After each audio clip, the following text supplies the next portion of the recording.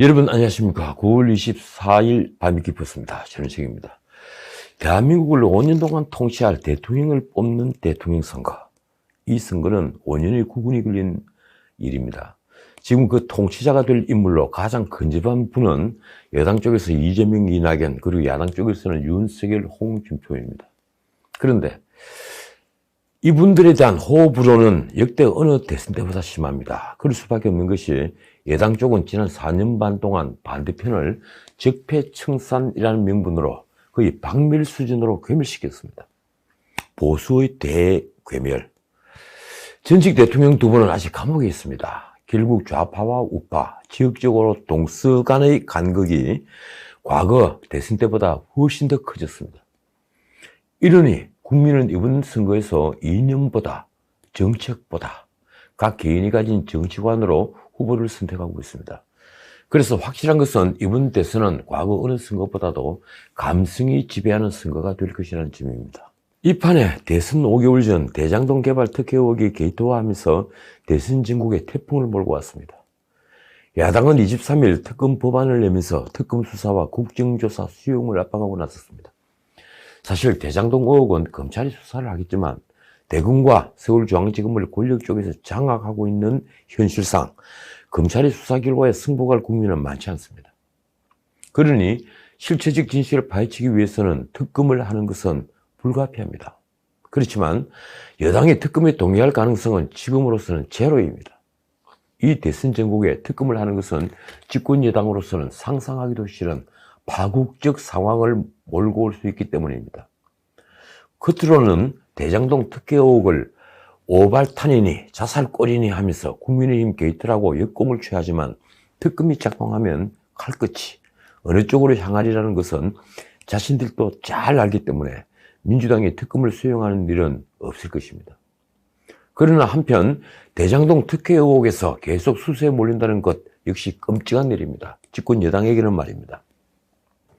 이 사건이 게이트화한 것도 당군 일에 제대로 한 땅 해먹은 사건이기도 하지만 하필이면 부동산을 두고 벌어진 일이기 때문입니다. 24일 민주당 최고위원회의에서 원내대표 윤호중은 야당의 특검 요구를 적반하장도 이런 적반하장이 없다면서 이 사건을 묘한데 결부시켰습니다. 금당유착, 국기문란 고발 사주 사건으로 지난 총선에 개입해 표를 도둑질하려던 윤석열 검찰과 국민의힘이 물타기를 위해 국정조사와 특검을 꺼내들었다. 그때 윤석열이 정치를 한 건가요? 그러면서 그는 국회는 민생을 다루는 곳이지 대통령 선거운동을 하는 곳이 아니라며 정기국회를 정쟁으로 몰고 가려는 꼼수를 좌시하지 않겠다고 했습니다. 윤호중이 외친 말이 기가 막힙니다. 대장동 개발은 누가 한 것이냐? 그 몸통은 어디에 있느냐? 윤호중의 이 말이 바로 전국을 찌른 말입니다. 그 몸통이 누구일까요? 그걸 파헤치기 위해 특검이 필요한 것입니다. 그런데 그가 이 말을 한 것은 다른 이유였습니다. 그는 과거 야당 인사들이 이 대장동에 일된 걸 물고 늘어졌습니다. 신영수 전 의원의 동생은 수억 군데 뇌물로 구속됐다. 원유철 전 의원은 화천대유 고문으로 재직하며 매월 900만 원을 타갔다고 한다. 곽상도 의원은 화천대유 소유주와 친분이 있다고 평소 밝혔고 그 아들은 화천대유에 채용돼서 7년간 근무했다. 그러자 이 국민의힘 김기현 원내대표가 맞받았습니다. 그는 이재명과 민주당이 더 이상 숨기고 버티면 제2의 조국 사태를 겪게 될 것이다며 이렇게 말했습니다. 이재명 대장동 게이트는 종합 비리 세태의 완결판임을 증명하고 있다. 김기현은 민주당의 진실 규명은커녕 쉬쉬하며 덮개만 급급하다며 민주당의 이런 태도는 국민 저항에 부딪힐 것이라고 경고했습니다. 유동규가 잠적했다. 이 대장동 개발을 본격 추진할 때 핵심 역할을 한 사람은 유동규라는 사람입니다. 유동규는 2008년 분당 정자동의 한 아파트 단지 리모델링 조합장을 지낸 경력이 있습니다. 그 경력으로 2010년 이재명이 성남시장이 되자 시장직 인수위 도시건설분과 간사를 맡았습니다.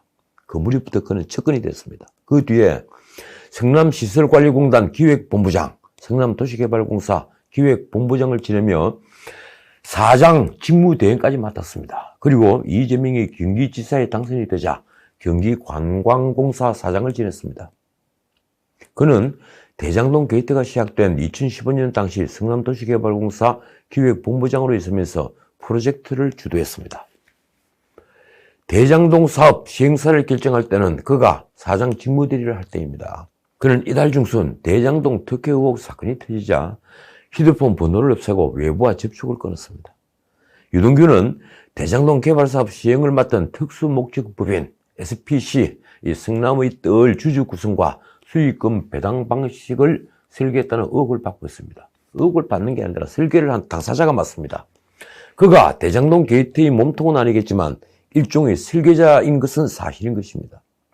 말하자면 성남의 뜰에 참여한 민간 사업자 김만배의 화천대유와 그 관계사인 천화동인 1호부터 7호가 4천억 원이 넘는 배당을 받도록 설계를 한 당사자인 것입니다. 당연히 왜 그런 특혜가 있었는지 배경을 가장 잘 아는 사람일 것입니다. 그는 당시 사업구조를 설계하면서 민간이 과도한 개발 이익을 가져갈 수 있다는 개발공사 실무진의 우려를 묵살을 했다는 의혹을 받고 있습니다. 당시 담당 부서에서 적정 기준 이상의 개발 이익이 발생했을 때 민간 기업의 과도한 배당금이 돌아가는 방식은 나중에 문제가 될 수 있다며 문제를 제기했지만 그는 현재의 수익 구조를 밀어붙였습니다. 그런 유동규가 게이트의 키맨으로 지목된 것은 너무나 당연합니다.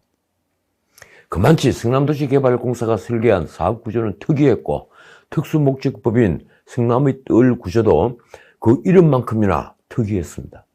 성남의 뜰은 성남도시개발공사가 지분 50% 더하기 한 주이며 머니투데이 법조기자 출신 김만배가 시행사 선정공고 일주일 전 설립한 자산관리회사 화천대유 지분이 1%입니다. 화천대유는 자산관리사 AMC로 참여했는데 이 명분으로 하나은행 컨소시엄은 평가에서 20점을 더 받았습니다. 그래서 하루 만에 선정이 된 것입니다. 그리고 성남의 뜰에는 화천대유와는 별개로 김만배와 그가 모집한 개인 투자자 6명이 천화동인 1호부터 7호를 설립해서 성남의 뜰 지분 6%를 확보했습니다. 말하자면 김만배와 그 일당이 7%의 지분을 가진 것입니다. 그런데 최근 3년 동안 성남도시개발공사는 1,830억 원을 배당받았지만 화천대유와 천화동인은 4천억이 넘는 수익을 배당받았습니다. 이런 배당 구조를 유동규가 설계한 것입니다. 그러자 이재명 측에서는 이재명의 핵심 측근으로 소문났던 유동규가 이재명 대선 캠프에 몸담은 적이 없다며 선을 쫙 껐습니다. 캠프가 야당의 김기현 원내대표와 윤창현 의원 그리고 장기표를 공직선거법 위반으로 고발한 것도 바로 그 이유입니다. 화천대유 소유주인 김만배도 마찬가지입니다. 그가 기자에게 한 말이 이렇습니다. 유동규와는 아는 사이지만 친하지는 않다. 유 씨는 우리 업무에 관여하지 않았다. 그런데 그 유동규가 어제 나타났습니다. 23일 미드오늘과의 인터뷰에서 그는 잠적을 부인했습니다. 사람들이 날 만나는 걸 꺼리기 시작한다. 잠적한 게 아니고 사람들이 잠적시키고 있다. 그는 자신이 특혜를 설계한 것 자체를 부인했습니다. 그는 왜 금융사가 화천대유하고 그런 협약을 맺고 입찰에 참여했는지 보면 될 것이라고 했습니다. 결국 수익 관련 부분도 금융기관과 화천대유가 역학관계를 금융사에 물어보면 되는 간단한 일이라는 것입니다. 그걸 성남시에 물으면 해답이 없는 것이다. 정말 그런가요? 말하자면 성남시가 1조 5천억 원 사업비를 댈 수 있는 상황이 아니라 민간 자본으로 사업을 해야 하는 구조여서 성남시에서도 용역을 맡고 성남도시개발공사에서도 용역을 맡아서 짜인 구조이지 누가 정한 구조가 아니라는 비명입니다. 그는 사업 설계 당시 성남도시개발공사 내부에서도 비판 목소리가 나왔다는 지적에 대해 비판이나 다른 제안을 보고받은 적이 없다며 이렇게 말했습니다. 이런 중대한 사안을 구두로 보고하지는 않았을 것 아닌가. 문서로 보고했을 텐데 그런 문서를 본 적이 없다. 그런데 언론이 보도한 성남도시개발공사 직원들의 말은 아주 다릅니다. 그들은 민간이 과도한 이익을 환수하는 장치를 건의했지만 당시 본부장이던 유동규가 이를 묵살했다며 결국 환수장치를 건의한 모 처장은 업무에서 손을 떼게 됐다고 증언했습니다. 결론은 이렇습니다. 결국 화천대유가 개발 이익을 무한정 가져가는 구조가 됐다. 자, 그러면 이 엄청난 돈을 챙긴 사람은 누구일까요? 화천대유의 소유주 김만배는 지난 방송에서도 말씀드린 바처럼 한국일보 뉴시스 머니투데이를 그친 법조기자 출신입니다. 그가 모집한 천화동인 1호부터 7호까지 노다지의 주인공들은 대체 누구일까요? 1호는 바로 김만배 본인입니다. 지분도 가장 큽니다.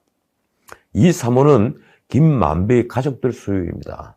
4호는 남욱이라는 변호사, 5호는 사업계획서를 맡은 정영학 회계사, 6호는 박영수 특검이 있었던 법무부인 강남 소속으로 투자자금 유치를 담당한 조현성 변호사입니다. 7호는 김만배의 언론사 후배 기자입니다. 어제 동아일보의 일면 헤드라인이 이렇습니다. 대장동 로비 피고인 변호인 검사장 화천대유 사업 관여하고 자문 응했다.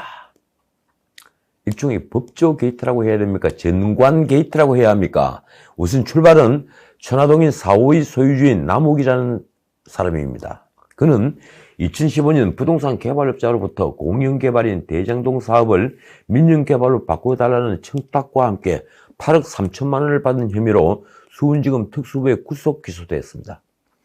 변호사가 그런 일을 할 수 있는 겁니까? 그리고 8억 3천만 원이나 받아서 말입니다. 당시 수사를 이끌었던 수원지검장은 강찬우입니다. 남욱은 검찰 수사와 1심 재판 과정에서 변호인으로 박영수와 조인성을 선임했습니다. 거의 변호인단이 22명 됩니다. 남욱은 놀랍게도 1, 2심 모두 무죄 판결을 받아 무죄가 확정됐습니다.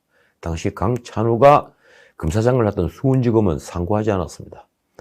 당시 무죄 이유가 이렇습니다. 남욱이 국회의원 비서관을 통해 LH의 국정감사 자료 등을 빼오기는 했지만 이를 변호사법에서 말하는 청탁 또는 알선 행위를 한 것이라고 할 수 없다. 재미있는 것은 2016년 3월 남욱에게 무죄를 선고한 2심 재판장이 최재영이라는 사실입니다. 이후 피고인 남욱의 변호인이었던 박영수와 조인성 그리고 지검장이었던 강찬우는 모두 화천대유와 천화동인에 참여하게 됩니다.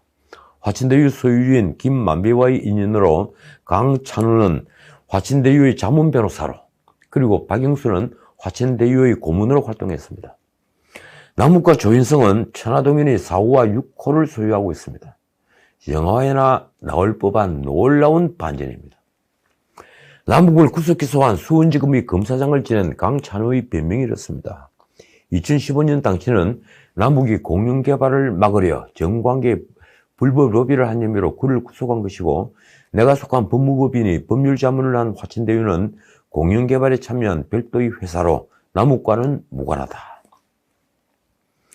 남욱은 대장동 특혜 의혹이 터지자 가족과 함께 미국으로 출국했습니다. 일부 언론에서는 도주했다고 표현했습니다.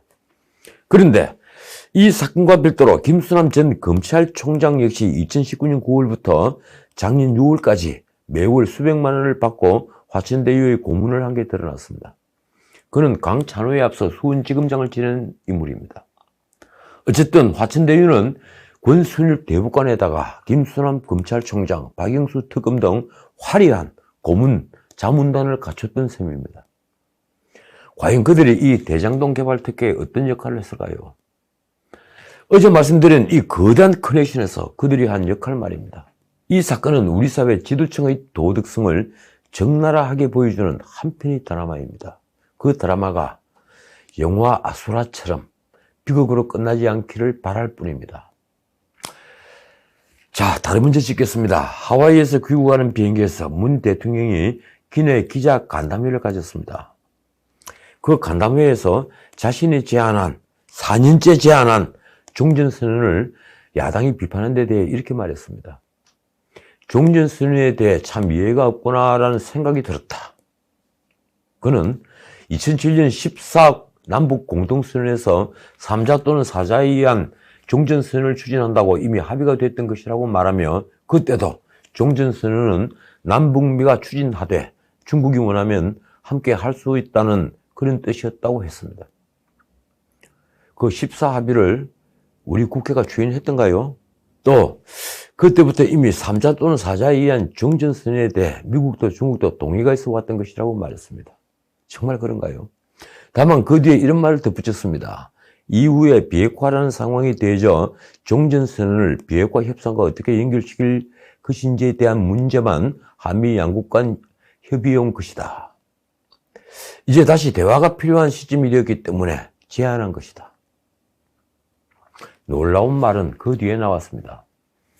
종전선언은 평화협정과는 다르다. 전쟁을 끝내고 북미 관계가 정상화되는 것은 평화협상을 거쳐 평화협정이 체결되어야 가능한 것이다.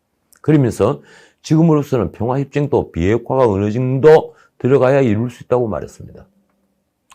문 대통령이 말하고 싶었던 핵심은 이것입니다. 종전선언과 주한미군 철수나 한미동맹과는 아무 관계가 없다. 그는 주한미군 주도는 양국이 합의해서 하는 것으로 북미 관계가 정상화되고 북미 수교가 이루어지고 난 이후에도 한미가 필요하면 한미동맹을 하고 미군이 한국이 주도하는 것이라고도 했습니다. 과연 그렇습니까? 저는 종전선언을 하는 순간 북한은 주한미군 철수부터 주장할 것이라는 걸 확신합니다.